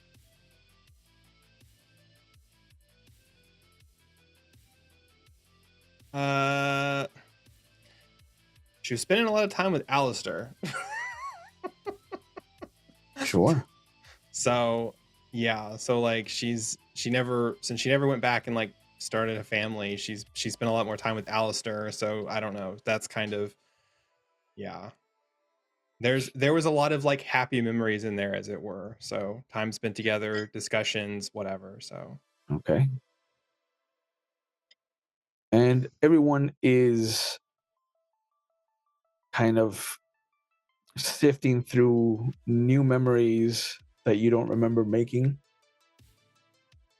What is one that Alistair would want to treasure moving forward?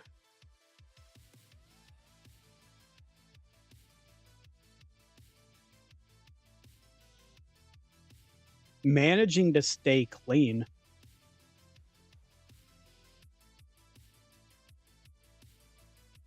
Having Anita and Lydia kind of giving him the moral support and kind of being there when he falters and wavers a bit in his conviction, when he has his bad moments, having friends, but then I guess also having the family, having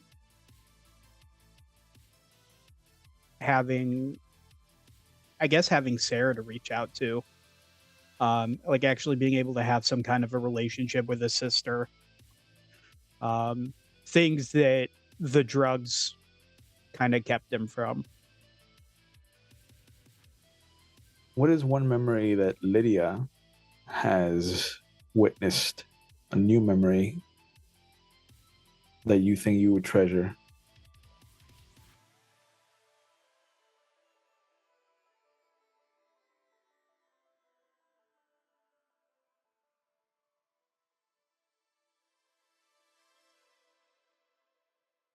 Come back to me. Arthur is in a very different boat than everybody else. Yes, I am. There is, not only has the rumor of you not being part of the prime timeline started to become solid for you, there's nothing in your memories before 1981. Just like it was when I was trying to dredge up stuff earlier. Yeah. But the owl is still there. These people are still there. You're still here.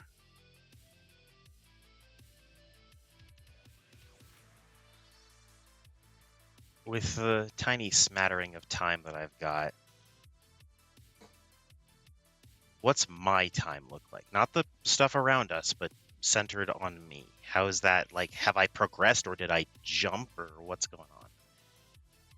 For you, it's more of a jump than a progression. Okay. So there's a lot of blank pages between 81 and 92. There's only the shift in the avatar. The knight has lost a lot of his sheen. He has always been a reflection of the city. And in 92, there is a lot of rust. There's a lot of creaks. The helmet has even been removed and kind of sits off to the side on top of the shield, which is cracked. Maybe even as a metaphor for all the crime that you turned a blind eye to in 81. But what do you think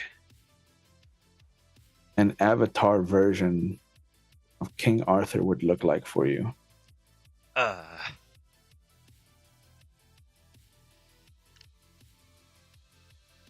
Despite the rust, despite the wear, despite every, scratch, dent, and mark,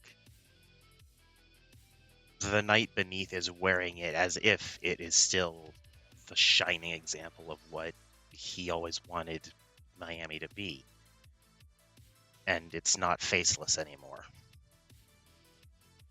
It's not an exact. It looks like someone he could be related to more than actually him. Like a distant cousin, but still there is the family resemblance. So, I can't see much under the helmet, obviously, but, Caucasian, somewhat tanned skin, strong features, and not a commanding presence, but more of a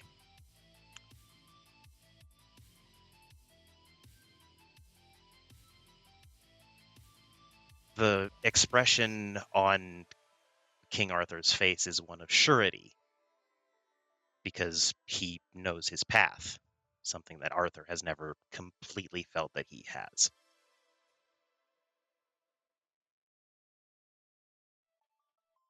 You look different. It looks at you, sitting up straight. I have always been as you have envisioned me, as I have needed to be. How do we know the owl? An old friend and confidant. I noticed. But Arthur is ever rarely seen without his Merlin. So, you are a representation of King Arthur, then? He stands up and he puts his hand on your shoulder.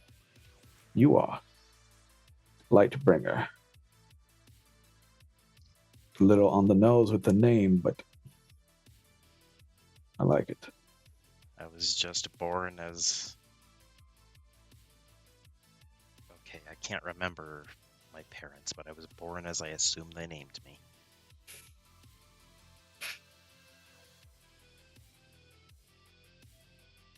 Are you still willing to help me? Because I feel like I'm not done. Of course. There's much to correct. Do I have to start amassing more knights? Is that how this starts? You have 4 already. If you count the owl. And it smiles. Yeah, Arthur just embraces him because this is interesting and he needs some comfort. Yeah. It is fatherly, but also separated, distant. And then as soon as I feel like I've gotten a good hug in, I'll open my eyes You're back in the apartment. and I'll wait for Lydia to have her revelation before I say anything. Okay. Well, in '89, Lydia was able to open the dance studio. That's why she now has 2 storefronts. So she has a dance studio where she teaches children to dance. She has staff now trained up to handle the tantric center while she focuses on teaching dance. Also, she and Ricardo are engaged. Long time coming. He's impulsive. She is too. Decisions don't come easy sometimes. That couple who's just engaged for forever. That too. It's like, should we we're still debating on whether or not to have the big Catholic wedding or to just elope. Yep. Some days it's one of you on one side, and other days it's flipped. But things are different here. The Biltmore never exploded. It was renovated. It is now a fancy hotel. There is a theater out of the side of it. Small church was built across from it. And it feels like things have shifted. The Cardinals are still around. Bashir is still around. But everyone does have a memory, including Arthur, of the matron's funeral.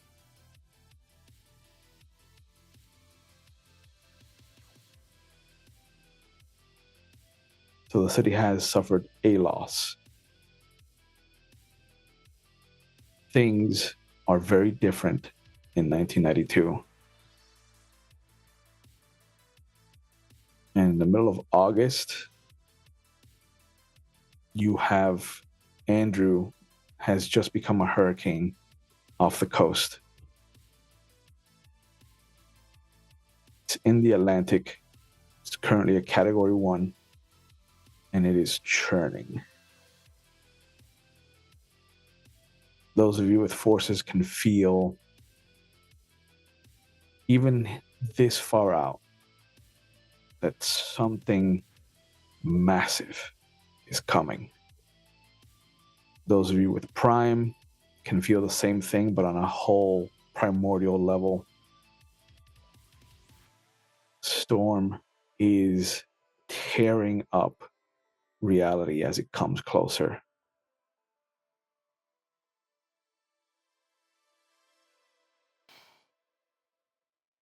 This is a different time. This is a different problem. And now you've got to figure out how bad Daniel has had to rework the timeline to fix whatever was done to him in 1981. And I use fixed very loosely, because he's still out there. You can still remember him, the conversations you had.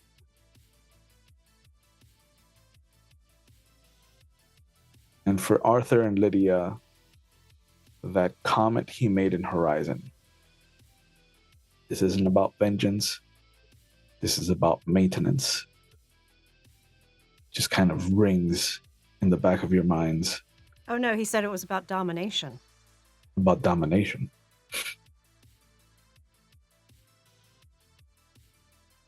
This is a man dead set on rewriting the laws of reality to serve him.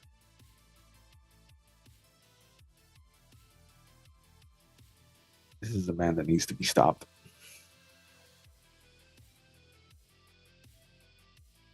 But we'll figure out how you do that on the next episode.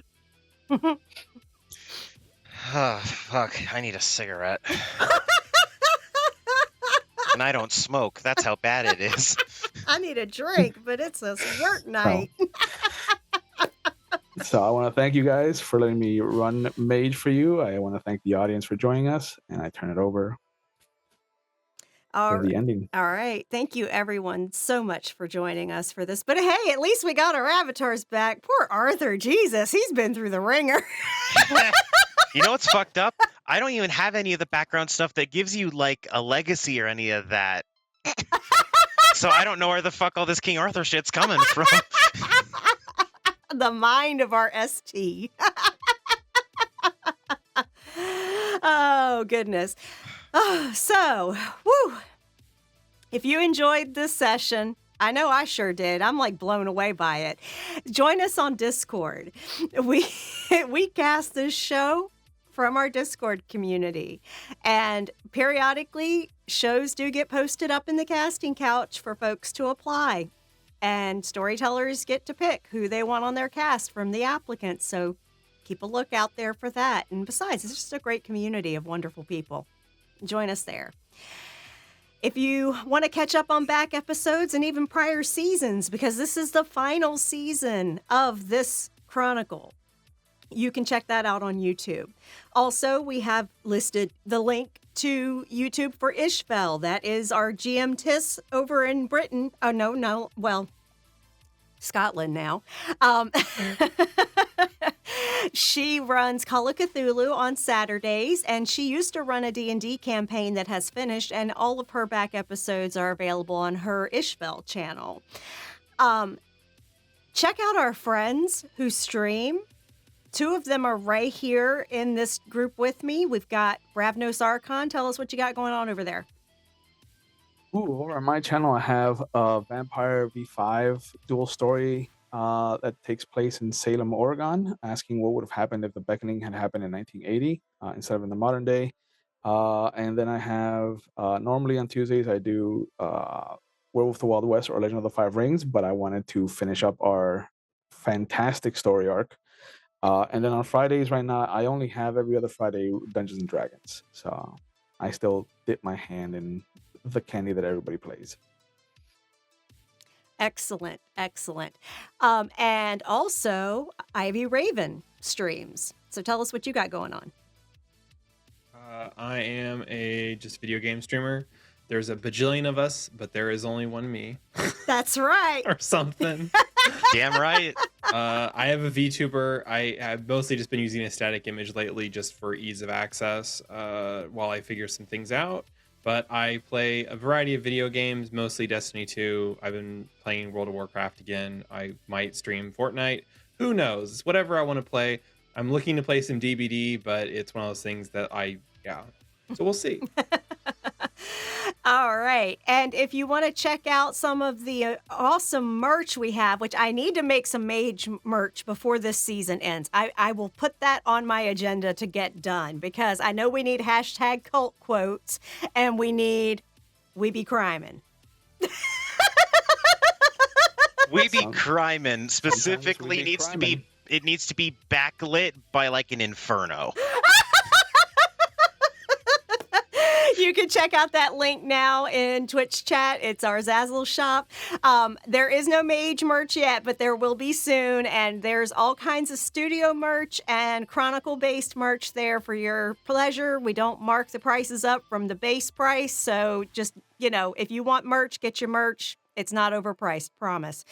And coming up over the next, support. I forgot support. Yep. You can support these players here by showing your biddies,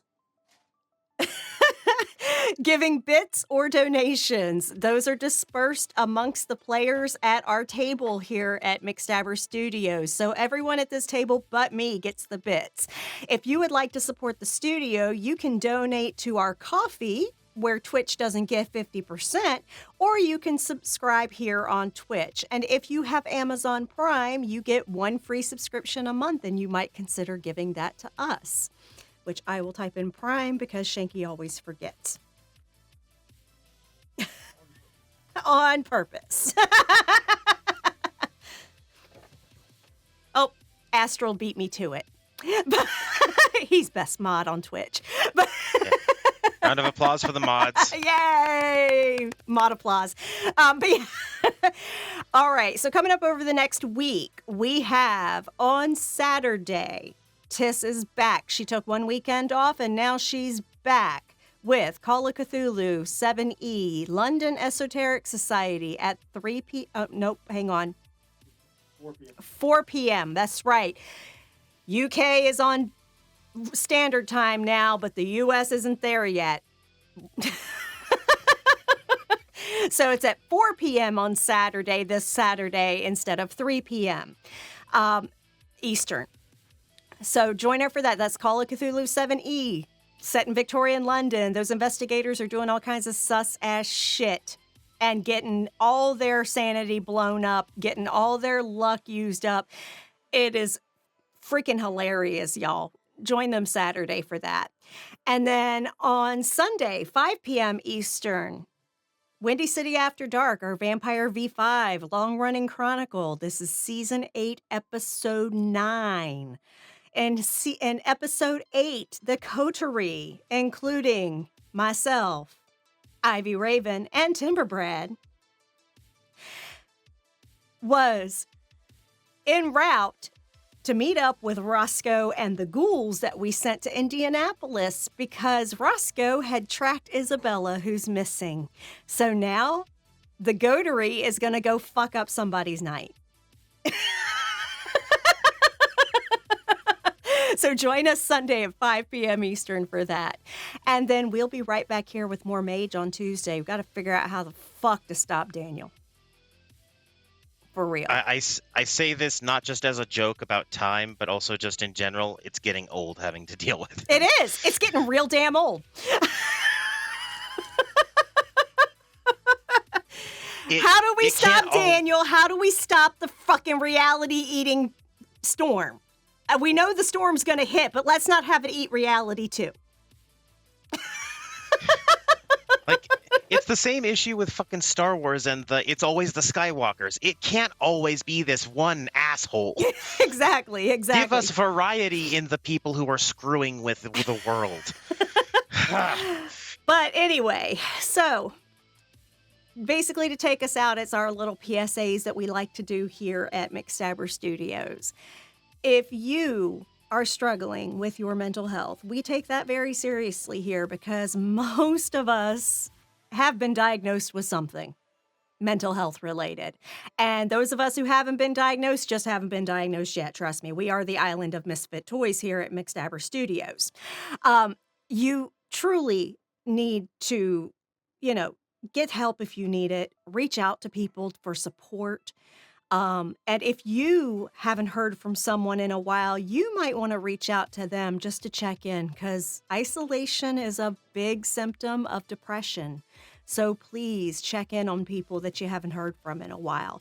And if you are currently in crisis right now in chat, there is a list of different crisis lines that you can call or text. And there is also a website where if you are outside of the U.S., you can access information on crisis lines in over 140 countries. That's findahelpline.com. They are amazing for having that resource available for folks outside of the U.S. And I'm Mama McStabber. I'm a registered nurse. Timber Brad here is also a registered nurse. We're going to tell you to get your goddamn shots. Get your damn shots, people, please. Please. Somebody I worked with today went and saw a patient in a nursing home last week. Found out yesterday he had COVID and didn't know it. He's now in the hospital. Luckily, she wore PPE, stayed more than 6 feet away from him, and wasn't there very long. Luckily. It is still real, y'all. It's still infecting people. It's still sending them to the hospital. Please get your goddamn shots. Also, flu is a thing. Flu hospitalizes people, y'all. It kills people still. So please get your flu shot. Other shots as well, monkeypox, shingles shot if you're eligible. Get that because that's miserable. Yeah, monkeypox is like shingles on steroids. Yeah. Even and just the basic shit like polio and tetanus. and polio and tetanus. You know what? If your tetanus is more than 10 years old, get that too. Okay. And truly, truly, truly, next week, midterm elections, y'all. Next week. Early voting is now active in a lot of states around the country. Here in Maryland, we've got tomorrow and Thursday left for early voting. If your rights are not on the line, please vote like they are. Because many, many people in this country have their rights on the line. Women are over half of the population in this country. Over half. We outnumber men. Please vote blue.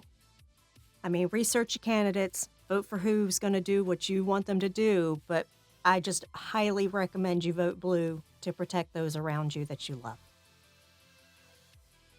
We need to bury the GOP, y'all, because they've gone full fucking fascist. And fuck Putin. Fuck the Iranian government. Fuck fascists worldwide. And not the fun way. With the wire grill brush with the scraper blade on it. Yeah. And be good to each other. Truly. Being nice is performative. Being kind is genuine. So be kind. Don't be a douche to people in your communities. Because we are not an island unto ourselves and we need each other. If we support each other, we all rise. Said with love. See you next time.